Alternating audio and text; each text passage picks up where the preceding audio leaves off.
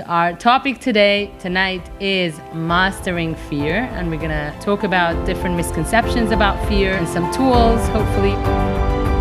Okay, so let's start. In Hebrew, I always start with that. In Hebrew, the word to see and the word to fear is very, very similar. They're pretty much same letters.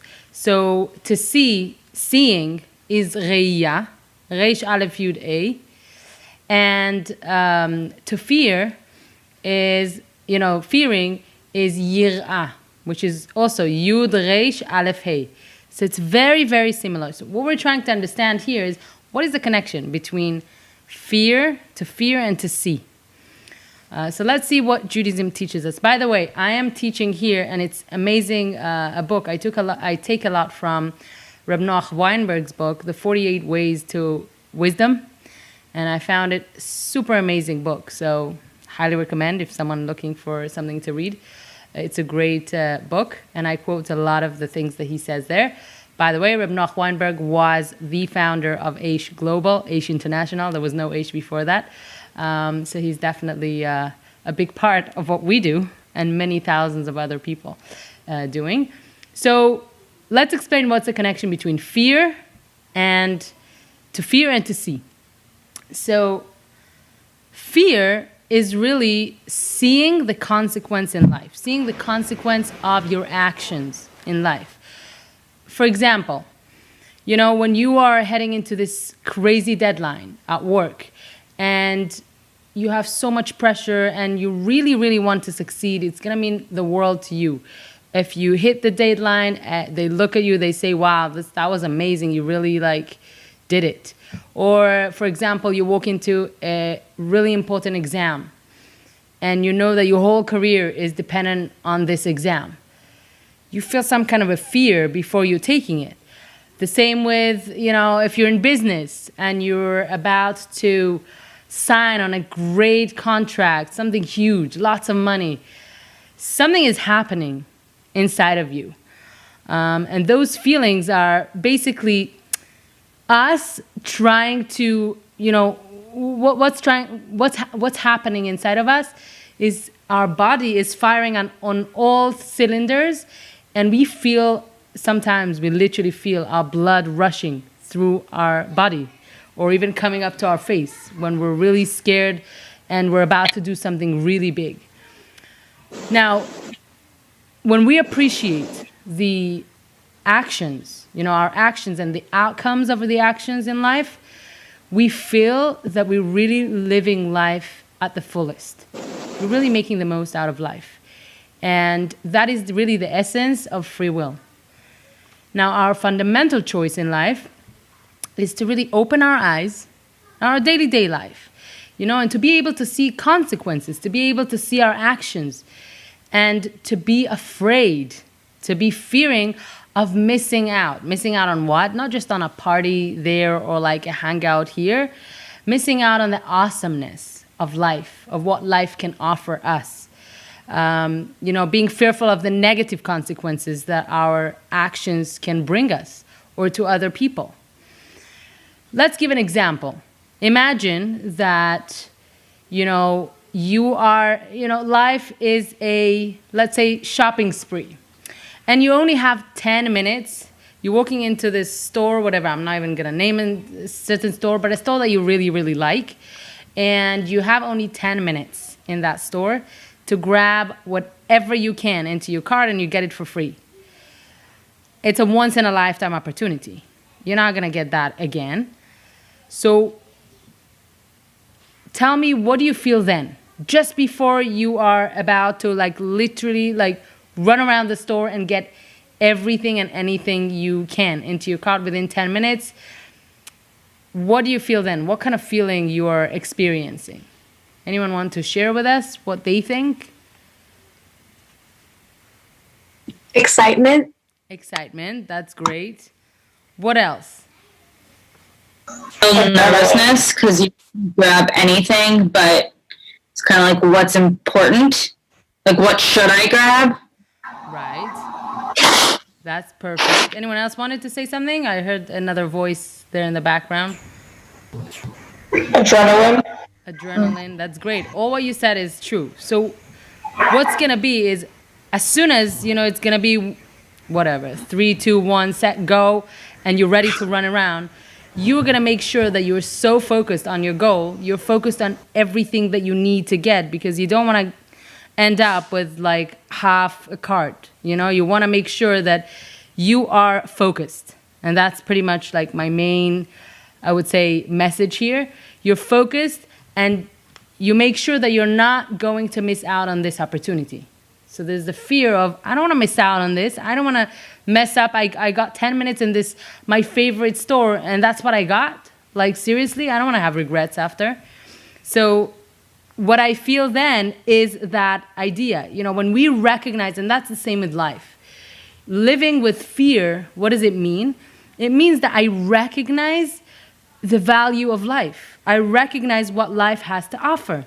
I recognize that I don't want to miss out on the awesomeness of life. There's many things that I wouldn't want to miss out. Now, a lot of people, I would say, don't agree with the idea of embracing fear.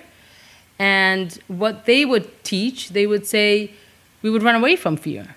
It's not something that we want to go towards. It's something that we run away from most times. And we would analyze a few things. So there are quite a few misconceptions that people have about fear and why they don't embrace fear. And we will discuss those in this class tonight. So I'll start with the first one. So fear is painful. When I say fear is painful, what comes to your mind? I'll give you a few seconds.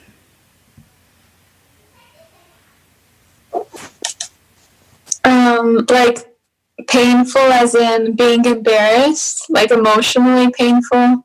Yes. Some people are afraid of failing, afraid of being embarrassed in front of people, not maximizing their, the expectations that people have from them, whether it's at work, in a relationship. I don't know. I mean, it could be anything, really. That's true. Anything else? I think fear is very mentally, physically, spiritually draining. So it's painful to feel so drained of your energy and your emotions. That's right. By the way, hi, Becca. I didn't even remember. So yeah, love hearing your voice. And yes, that was great. So let's analyze it a little bit. So people usually tend to avoid fear because they're thinking, it's painful, it's threatening, it's scary. It's uncomfortable. It's not something they want to put themselves in the situation of being scared. But in the other hand, what you'll have is you would have people that would pay to get scared. For example, I don't know, being on this crazy roller coaster, the most craziest one in the world, or jumping off a plane, or watching horror movies. These are things that people do spend money on to literally get scared out. So from what we see, it's a contradictive. It's definitely contradicting. It's, some people run away from fear. Some people would pay to get scared in some ways. What would you say? How would you explain this contradiction? Or what do you think the answer is? You can be very creative. Everyone is also different. So some people are totally up for jumping off the plane. Some people are, no way. I mean, like me, I'm scared of these kind of things. And I've never done it. And it's not even on my bucket list. So whatever. But yeah, I'd love to hear thoughts. What do you think of that? Because it does sound like a contradiction.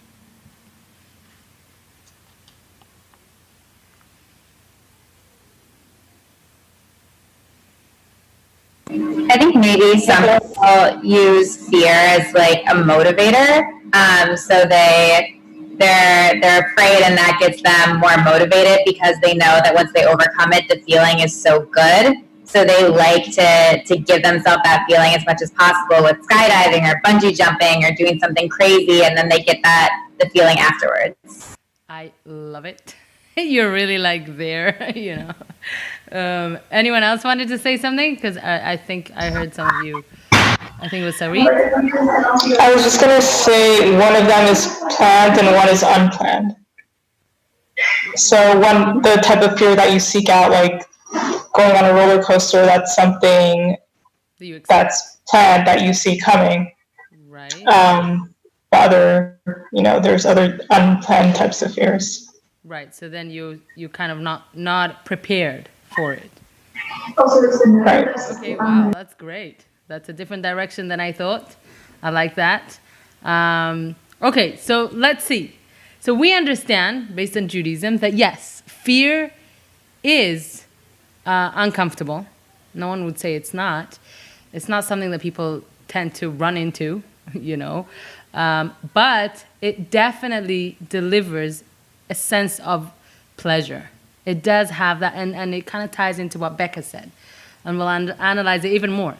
When you jump off a plane, before the parachute is opening, nothing in the world matters to that person that's jumping on the plane. Like even all the little nonsense or even arguments, nothing would matter because you feel like in a different planet. It takes you kind of out of your comfort zone, out of your bubble, out of your world in a way. When you're on the roller coaster and you're speeding down, in this steep incline, and you feel that total exhilaration of literally thrill of being alive. So yes, it can be uncomfortable, but through fear, what we see is we understand the meaning of life, how important every minute that we're living is. Fear can open our eyes to see how important our choices are, how important the way we spend our time, or what we do, or how we act. It motivates us and pushes us, and that's what Becca mentioned also. The idea that fear can motivate you. It pushes you beyond your comfort zone. It does give you the pleasure of being alive. Now, we will see at the end of the class, it's not the only way. I mean, going on jumping off a plane or, being on a roller coaster is not the only way to feel alive. And we will talk about it from a Jewish perspective. What can you do in order to feel alive? To maximize everything without putting yourself in these kind of situations. It's not for everyone. It's not for me. So that means I'm not going to feel the thrill of being alive. No, I could. There are other ways to do that. So let's analyze it. Let's see further. So that was misconception number 1, that fear is painful. Okay, so that was number 1. Now we're going to go to number 2. Number 2 is fear is paralyzing. When I say fear is paralyzing, what do you think? What comes to your mind?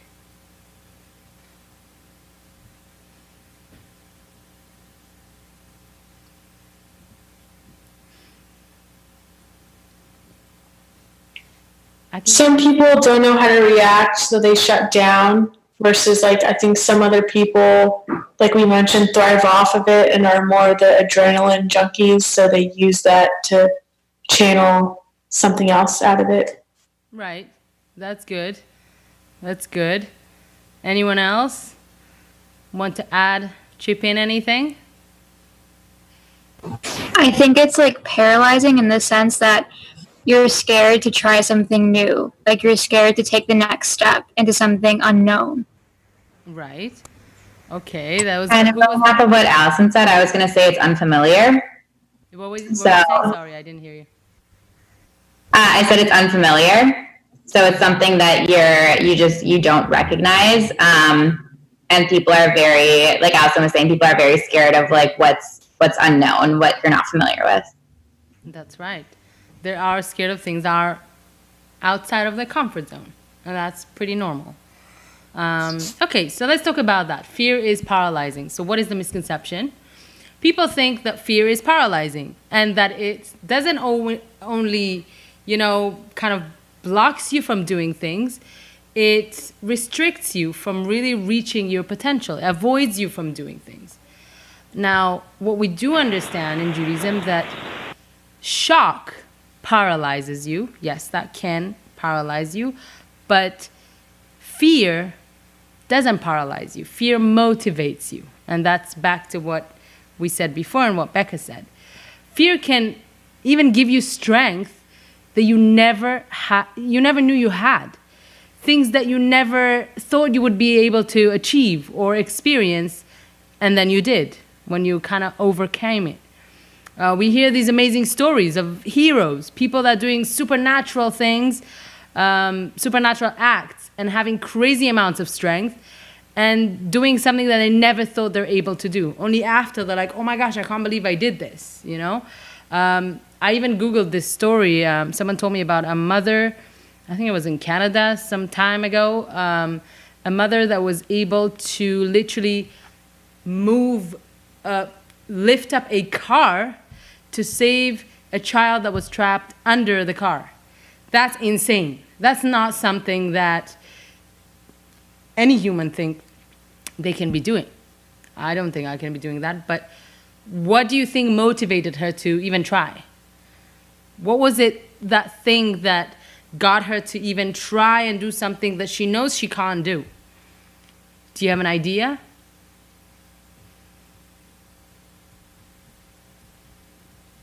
So I'll answer for you.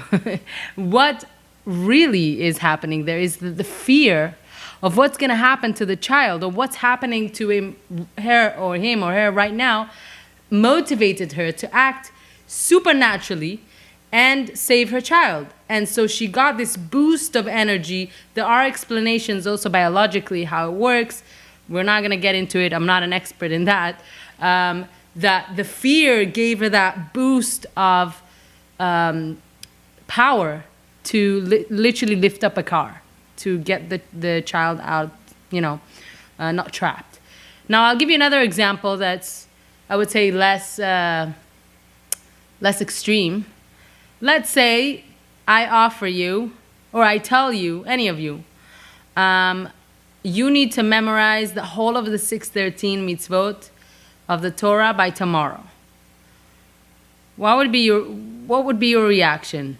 What would you tell me? That's easy. I mean, what would you say? Okay, I see your faces. He's like, nah. Well, people will say, there's no way. Sorry, who was that? Not possible. Not possible. And let's add even more to it. I want you not only to to say it, but present it live. It's going to be live in front of like whoever is going to be watching. So that's even more scary. Most people will say like, there's no way, I'm not even able to. 613 mitzvot to remember by tomorrow, and never mind. Let's say I'll say it to you, but you want me to do it live? Too scared. Why are they scared? I'm scared to embarrass myself in front of people. I'm going to fail. There is no way. Now, what if, and think about it twice, what if I offer you, if you do that, I'm paying you $25,000. I have a donor that's willing to do that. If you are getting yourself to memorize the whole of the 613 mitzvot by tomorrow, presenting it live, you getting right there a check of $25,000. What would be your answer then? Try to put yourself in that situation. Again, I don't know what's going to be in real life, but think about it, and what would you come to conclusion? That maybe, I don't want to answer for you, so I want to hear from at least one of you. What would your answer be? It could be there still would be no, but a lot of people will have a different answer. I feel like when we have some sort of like outside factor, it doesn't have to be money, but it could just be like pressure, or like a deadline coming up. Because in school, for example, someone tells me like, oh, write like a however many page paper. Like, oh, I don't have time for that. I can't do it. But if it's like, okay, it's due tomorrow and your grade is on the line, then I don't care how long I have to stay up at night. Like, the adrenaline of having to do it and finish it for my grade is going to keep me up, and I'm going to get it done no matter what. So like if there's an outside force that's contributing to it, it's like no matter what you have to do, you're going to do it in order to accomplish that. Exactly. And that's beautiful. So what happens now, let's say with this large amount of money, so a lot of the excuses will go out the window, and the person would be kind of, wait a second. I mean, I'm definitely incentivized right now. I should give it my best shot. I mean, I can do it. And then they would tell themselves, there's no way I'm not doing it. There's no way I'm missing so much money. And like, what? It's going to take me maybe an hour to present it? Like, I get $25,000 for that? I'm doing this. There's no way I'm not. And so when you focus on what you may be losing, that motivates you. It actually takes you out of your comfort zone. That extra, kind of excuse or extra, outside, motivation to do that really pushes away the fear and pushes away the saying no and getting you out there, Not pushing away the fear, sorry, I don't want to mix up everything, but the fear of losing that money would get you to do it and would get you out of your comfort zone and would get you to get that, big amount of money. And so from what we see from this example as well, that fear is definitely not limiting. It's all about how we look at fear and how we feel about it. And we need to internalize our feelings and start analyzing, wait a second. So if that means that I'm afraid because I don't feel comfortable putting myself out there, I'm scared of failing, but I'm never going to succeed if I'm only going to stay in my square. I have to step out of that. I have to find ways to push myself. And I think we've mentioned that in previous classes as well. So as we see here, fear is definitely not paralyzing, and it can be liberating. It can be motivating, and it allows us to really come out of our comfort zone and to be able to do more. So that's misconception number 2. Now I would like to go to misconception number 3, which is fear means a lack of freedom. Okay, so some people think if I am afraid of something, that means, and I'm acting out of fear, that means I am not free. I'm kind of like enslaved to something. So let's look into that. I just want to make sure my camera is good with the timing. Yeah. Okay. So people think that fear avoids them from being free. In fact, we can see that fear is liberating and freeing, as we see before. So let's give an example, and that's an example that I've given before in different topics. But let's imagine you're at your friend's birthday party, not during Corona time, okay? Normal time. Lots of people, lots of food, no restrictions, and they have this stunning birthday cake. Like really, really nice, and like 3 tiers, whatever. Like they went out the way, it's like a wedding cake. And it's all good. Now, you're looking at that cake and you really want to have a piece of that cake. But just on a side note, you've started this really strict diet 2 days ago. Now, you know that the cake is definitely not part of your diet. It's not hard to understand that. So here's the question. What's going to happen if you choose to eat the cake? Does that mean you're free or not free? Meaning by choosing to eat or not eat the cake, which one is going to make you free? By eating it or by not eating the cake? If it's not clear, I'll clarify the question as well. But let me know if you have an answer. What do you think is more freeing? By me eating the cake or by me not eating the cake because of my diet?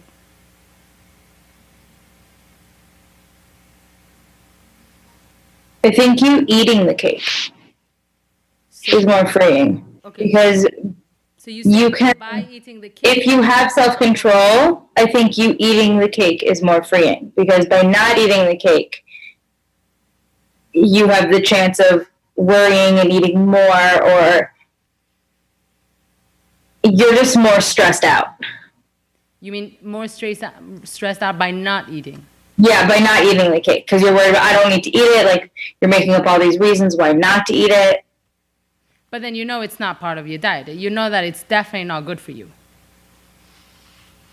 Yes. Okay. All right, that's a point. Anyone else want to counter on that?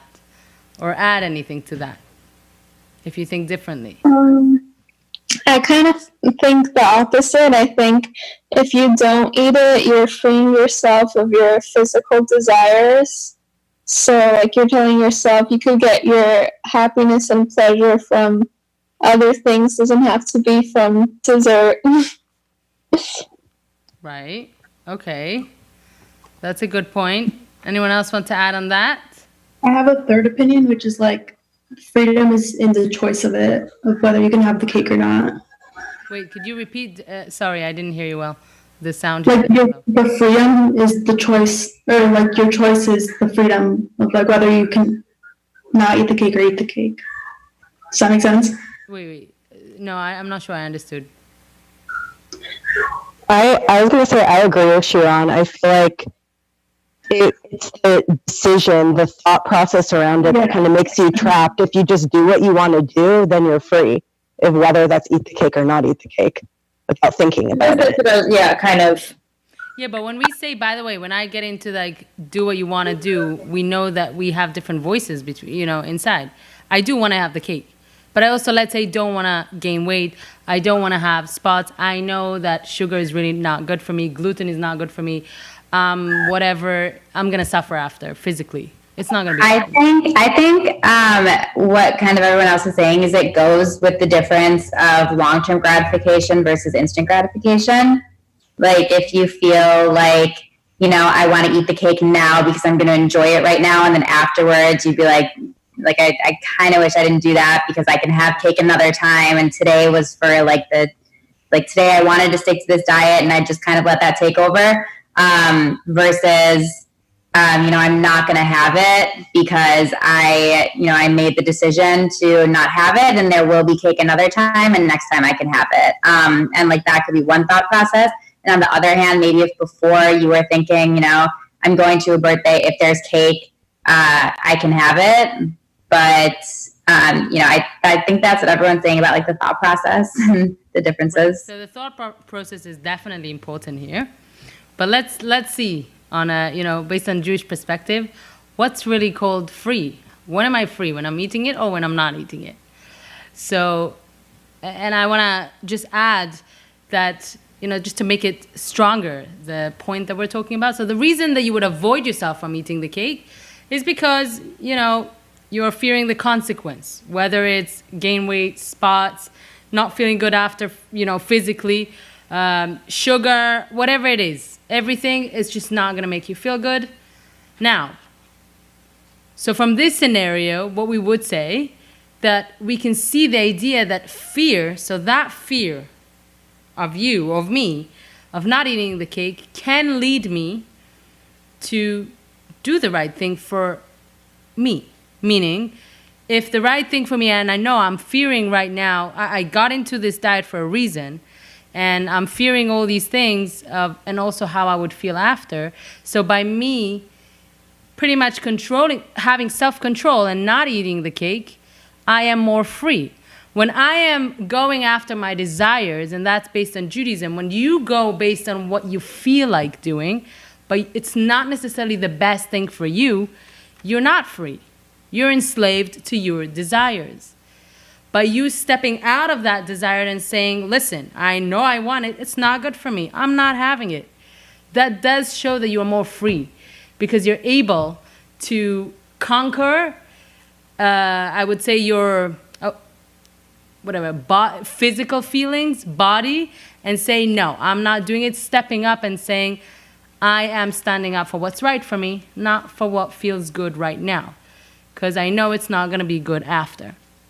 So that's also the idea of I'm throwing in there free will, because that's pretty much what free will is. It allows you to be free in certain areas. There are certain areas we don't have a choice. It's not like we have a choice to which family we're born, or even according to Judaism, how much money we're going to make. But there are certain choices that we can make, like, do I want to have this cake? Or moral choices, do I need to do this or do I need to do that? Exactly where you ask yourself the question of whether I should do this or that, whether I should answer the call or not, that's when you have free will. And that's when you're going to decide to do whatever you're going to decide. Now, based on what we see here with the cake, is the fear of the consequence is going to lead you to choose the right thing for you. Because obviously we can understand that eating the cake, I don't know if from point of health would be the best for you. And we said that before. It's not, we gave kind of facts. You know it's not going to be good for you. So now, by not eating the cake, you are actually free. You're able to walk out and say, yes, I missed out on this cake, but I feel good with myself. You know, I conquered something that was hard for me. I was really tempted to do it, but I didn't. So I'm showing that I'm able to have self-control and I am free from my physical desires. So that's what Judaism says about this. So we can see, we can see from this that if I do follow the fear, it's definitely giving me freedom. It's not enslaving me. It's the other way round. If I don't listen to my fears and the consequence, I am not going to be free. I'm going to be enslaved to my desires. Anything you want to add? Because that's different than what some of you have said. Different mindset to think about. Anything? Otherwise, we can move to the next one. Okay, I guess we can move to misconception number 4. And again, sometimes it could be a complete different outlook at things. You know, when you learn the Jewish way of thinking, you need to internalize it, you need to understand it, maybe even to learn it again, to really understand, oh wow, that might make sense. You know, it makes sense to me, even though you didn't even think about it before. Okay, so let's go to number 4. Number 4 is fear is demeaning. Okay, many people think that. And I'll give you examples of that. People think that acting out of fear and not out of doing the right thing because it is the right thing is not a good thing, because your action is not done with the right intention. Okay, so I'll repeat that. When we say fear is demeaning, what people think that acting out of fear and not out of what is the right thing to do is a bad thing, because you didn't do it with the right intention of doing the right thing. You did it because you were scared. Okay? So that's pretty much the idea. Now let's understand it in relationships. I think that's very just relevant topic, so it's not too extreme. For instance, you know, in relationships, we understand that we need fear and love, and I'm going to explain that. It sounds interesting. So let's see. Let's say that we have a couple, and the spouse really doesn't like a specific bar. Okay? She really doesn't like the vibe, doesn't like the people that go there, doesn't like that place. And she really doesn't she doesn't want her spouse to go there. Let's say he has a meetup with friends, and at that place she really doesn't like that place, doesn't appreciate it. Now, what happens here in this situation? He really wants to go. All his friends are going to be there. But the only reason he's not going to go is because he's scared that she's going to get upset. He's scared that she's going to find out that he went there and not somewhere else. He's afraid of upsetting their relationship. Now, here is a question to you. Is that the right way to be in a relationship? To have that sense of being scared in a way. Not scared, but being, I would say, not scared of the person, but being scared of, hurting the relationship or something like that. To do or don't do something because you're scared that you're either going to get caught or it's going to affect your relationship or whatever it is. I would love to hear your thoughts. What do you think? Is it the right way to be in a relationship? Does that make sense? I think it's good to respect somebody else's wishes and what makes them uncomfortable and comfortable, but also you want to take into consideration that you're not losing your own self-expression by fearing somebody else's thoughts. So I don't know if it's right or wrong, but I think it's just relative to the situation. I like that. You're definitely somewhere there.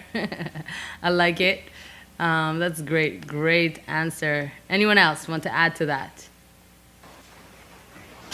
I agree a little bit. I think that there should be always respect to one another. And when there's respect, then there's this, I don't know if it's fear, but maybe it's also fear because you want to respect one another. And therefore, you normally change your priorities according to the other person because you love and respect his desires and requests, etc. Wow, I like that. Okay, so let's talk about it. So the truth is, and I would be very honest, based on Judaism, that no, it's not the ultimate way of relationship to be in a relationship and do things out of I am scared if she's gonna catch me. Let's go to the extreme, not just by he was afraid to hurt the relationship or make her upset, but he was not going because he was scared that she's gonna catch him, that he went there. So here is the thing. It's definitely not the right thing. It's definitely not the ideal way to be in a relationship, but let's look at something good here in this situation. And there's definitely some good here. So what is the good? At least he is fearing something in the relationship. At least he cares about what she feels. At least he cares if she's going to catch him. Because you know what? Worst case scenario, what can happen in not such a good relationship? He would do it anyway. He won't care. That's definitely not a relationship. And we know that in that case, there's a lot of work to do there. They're not doing well. But, and we can also bring in, because you both brought in, Tess and I think it was Yasmin, right?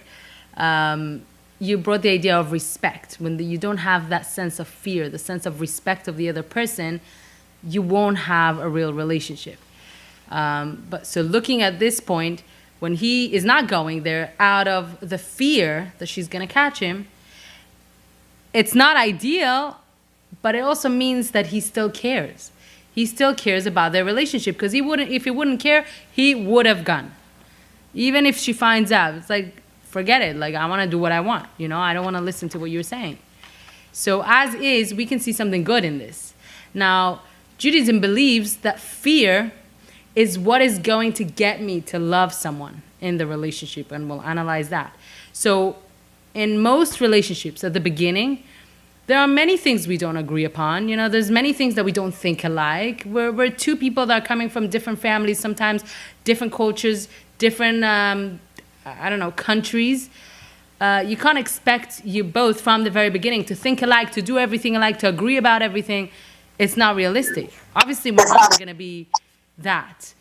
Now, people stick to the relationship even if they're not thinking the same or agreeing on everything, because they fear of upsetting the other side. They respect the other side. They want to make it work. They want to kind of like go beyond their differences and see how to bridge, how to really make things work. So it doesn't mean that they all agree before, but they definitely have that will to not upset the other person. They're scared that they're going to think different about them. So they're really trying their best to be the best self that they can be. Now, based on that, we can see that fear is definitely not demeaning. Acting out of fear, even in a relationship, it's not demeaning. It can lead you to be on the right path. It's not ideal in the case that at least I gave, but it's definitely, hopefully, going to get the person to go on the right track, and we'll see. It actually shows, and we said that before, that he respects his wife or whatever, he respects his wife, he cares about the relationship, and hopefully will lead him to love. And what happens in a successful relationship throughout the years, if they both worked on it, let's stick to the same example, it will be eventually that what she wants is going to be what he wants. So what she wants is going to be what he wants, and it's going to be what both of them wants. So you know what? In a few years, If his friends are going to invite him to this place, he's just going to say no from the first place or he's going to try to move it to somewhere else because he already, let's put it this way, they kind of became one. Doesn't mean she or he doesn't have their own opinion. We're talking about both people growing into one, intertwining their ways, their wisdom, their opinions into one. Now that will happen in a successful relationship. At the beginning, they, may be doing things out of fear, out of, respect to the other person, but eventually it will translate to doing it out of both of their will, because that's what they want. So we see that love and fear does have something to do with each other, and we'll see even more of that one of the great sages, and I'll quote now, great Sephardic sages of the past generation, the Ben Ish Chai, that lived in Iraq, he says that if you look at the words fear and love in Hebrew, we'll see something really interesting. And he says that only specifically if you look at the words fear and then love, not before that, meaning fear is first, and that would lead to love. And I'll show you, hopefully you'll see something in my paper, that they do mesh together. Only if they're in the order of fear first, because you have the respect first, and then you have the love. Now, let me show you, hopefully you can see. So, fear in Hebrew, we said before, is yirah. Okay, so let me show you here. It's tiny, but as you see here, yirah. Now, underneath it, you see ahava. Ahava is aleph, hey, bet, hey. Okay? Now, this is hard to... Let me see if I can show it to you in a different way, because it's kind of hard to show it otherwise. Now, if you see these two words, we would be able to divide them in the middle. So, yirah, split it to two. You have yud resh, and then you have aleph, hey. And then you have ahava underneath it, split it to two. You have aleph hey and you have bet hey. It creates, on the right it will create the word yirah, and the left it would create the word ahava. And I will show you that. I was planning to actually share a screen, but I do not have it written. So as you see, yirah, ahava, and then downwards, yirah, and then ahava. So hopefully you saw that. Otherwise, I can share it after. But that just shows us that love, real love, will need to have yirah, will need to have the fear as well. So I can give you an example. Love on its own, without fear, won't necessarily go anywhere further. And we'll explain. For example, we have this wealthy guy, older guy. He's already like maybe 40. And he marries a girl, young girl. She's like 20. Okay? And it's kind of clear he's marrying her for her looks and being young and doing anything he wants. And she's marrying for being wealthy, and he will provide everything for her. And she's even thinking further, what's going to be after she'll be able to have all his money. So unfortunately, these things do happen. And so in this relationship, he can say, I managed to get love. I managed to get this young girl. She is my wife now. Now, what we could see, that because there is no fear in this relationship, he's kind of like the one that's dominant. He's the one that's controlling the relationship. He doesn't really care about what she feels or wants. He'll do whatever he wants anyway, whether she likes it or not. He knows she needs him. He knows that she's in it because, she's a little girl kind of, and he's more like a fatherly mentor, and it's a different kind of relationship. So this relationship with no fear, because he's like, what do you mean? She's like 20. There's nothing to fear of her. I mean, in fact, she should learn from me. I'm older. So when it comes to these things, and again, I gave extreme examples of like 20 and 40, because I don't want to get into the in-between and specifics, because there are exceptionals, obviously, to every rule. But in general, seeing that, you see that without fear, you would not have real love. There would be no real respect there. He would always do whatever he wants based on his, the attitude that he walked into this marriage with.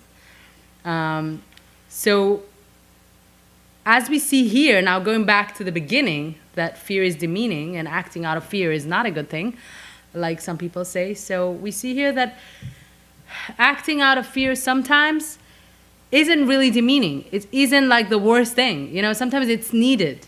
For example, in relationships, you do need to have the fear in order to reach love, in order to, move on to the next step of having a successful relationship. Now, so let's summarize. Now we did the 4 misconceptions. I want to quickly go over it to make sure that we are on time. And I'll add a few more points at the end. So what we did so far is we talked about fear. What is fear? Seeing the consequence. And then we went through 4 misconceptions. The first one was that fear is painful. Second thing was fear is paralyzing. The third was fear is, what was the third one? Oh, okay, so the fear is basically a lack of freedom, and we kind of proved it that it's not really. And fear is demeaning, and we see that in relationships, for example, it isn't very true. It's not necessarily demeaning. And again, it all depends what situation exactly you're in. You can't kind of copy-paste to every situation. You have to analyze everything. As human beings, we have a brain. We're smart. We're able to analyze or even have a friend, a mentor, help us analyze situations and see, am I acting out of fear? Is it a good act that I'm doing, or it's not unhealthy? Let's say if it's in a relationship, it's not a healthy fear. So these things we obviously need to analyze and talk about. Now, one thing I do want to point out that, and I did that at the beginning as well, that, in order to feel the fear, in order to feel alive, in order to make the most out of life, you don't necessarily need to jump off a cliff or jump off a plane, All we need to do really in life is to look at our daily life. That's all. Look at your daily life. Look at your reality. Be real. And think about the consequences of the actions that you do. Think about your own life. You want to have the thrill of being alive. The reality is your best, greatest thrill because you are living it. You are alive. You just need to make it count. You need to make every minute of your reality special as much as you can. Now, if you don't bury your head in the ground, obviously, and you don't ignore the consequences, you can learn a lot about life, about yourself, about your fears, and step out of it, hopefully, and work through it, and become even better, and reach greater heights that you never thought you would because of the fears. I'll give an example. It's kind of like a sad example, but Judaism brings that, definitely. Our sages bring it. So we all know that one day we are going to die. None of us is living here on this planet forever. Now, when we live our daily life, it's not like we're thinking about it.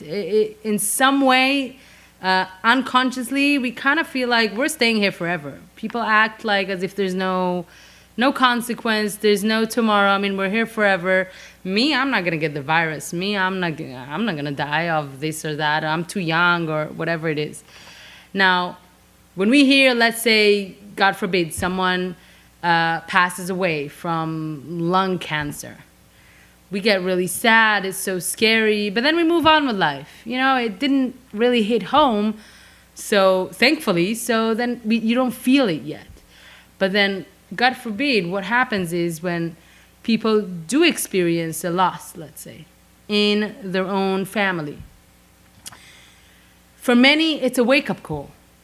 For many, it's, they come out of their comfort zone and kind of thinking about life even more because they never even thought about life. Now, this situation of life being taken, it's kind of like a shock. It's like, what am I doing in my life? Am I actualizing my potential? Am I making the most out of my life? Am I just going to work, coming back, making money, but doing nothing else? Am I unlocking my greatness, which is a big thing? I'm reaching the most I can do. Am I living a meaningful life? And that's the reason why a lot of the times after certain, events that happens to people in life, they kind of wake up and they look for meaning. They try to, get involved in a community, attend classes, do some more for their soul to understand life even better. So Judaism tells you just be real. That's all. That's all you need to do. Don't run away from life's consequences. You know, don't act that you're going to be here forever. Every minute that you're here counts. Every minute that you're here, you're able to change the world, to impact the world in your own way. Everyone is very unique and everyone have their own things that they can do. When we recognize that, and we know and we recognize the fact that one day we're going to pass away, it does push us to really evaluate every day and say, I'm going to make this day the best day ever, because who knows what's going to be with me? Do I know, God forbid, if I'm going to be here tomorrow? No, I don't. None of us knows. And the truth is, we don't have to wait for a, God forbid, a heart disease or, heart attack or life-threatening situation for a person to think about the end. As you see, sometimes things happen, life changes in a blink of an eye. Even now, thinking about it, this time has been really difficult, the corona time for many, many people. And financially, people lost everything.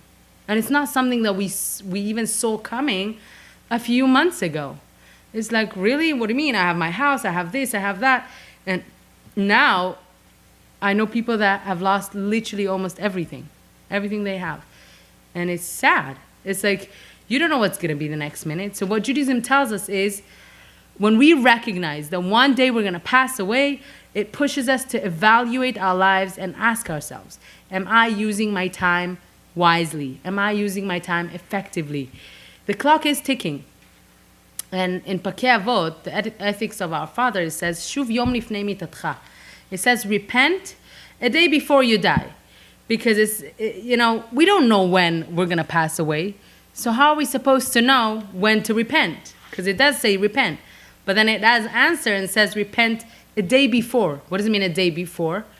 Does anyone know when they're actually going to, not be here anymore? No. But it means living with the awareness of the fear that life is not open-ended. It's not forever. That's all you need to think about. And it says that live your life every day as if it's your last day. So you make sure that you actualize your best potential and you make every single day counts. So that way you go through life, you're like, wow, I achieved so much. I overcame so many fears. The fears pushed me to do even more, because the fear of not being here tomorrow or next week pushed me to finish off certain things that I needed to, or give a call to this one or that one, or my grandmother that I haven't spoken to in years. Who knows how long she's going to be around? It definitely helps you think about life and other things in a different way. View life in a very valuable and very precious way. And that's definitely something that I wanted to throw in terms of, obviously, the Jewish view of how we're viewing life and how fear plays a role here. But yeah, anyone here has any question or anything they want to add before we wrap up tonight? So thank you so much. I'm looking forward to seeing you again sometime this week anyway for Taco Tuesday or anything else, the lit talks on Thursday. Otherwise, have a wonderful evening.